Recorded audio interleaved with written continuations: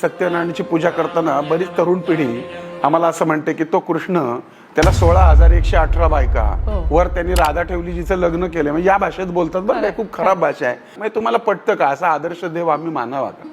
पण मुळामध्ये आम्हाला कृष्ण समजला नाही, आम्हाला गणपती समजला नाही, आम्हाला विष्णू समजला नाही, आम्हाला त्याचे अवतारच समजले नाही. तर 16,118 बायका म्हणजे काय हो? आता तुम्ही मेडिकल फील्डमध्ये आहात, आयुर्वेदामध्ये ज्या नाड्या आहेत त्या तेवढ्या सांगितल्या गेल्या आणि त्यातून एक रक्ताची धारा धारा धारा धारा राधा वाहते आणि त्या धारेला तो कृष्ण आकृष्ट होतो. कृष्ण म्हणजे हृदय आणि 16,118 म्हणजे नाड्या, राधा म्हणजे रक्ताची धारा. तो कृष्ण तुमच्यात पण आहे, तो कृष्ण माझ्यात पण आहे. मला सांगा, युगे 28 विटेवरी उभा करकटावरी ठेवून या. मग तो युगे 28 तो पलंगावर का उभा नाही, तो खुर्चीवर का उभा नाही, तो विटेवरच का उभा? कारण त्याच्यातनं हेच सांगितलंय की तुमच्या प्रत्येक घराच्या विटेवरती हा पांडुरंग उभा आहे.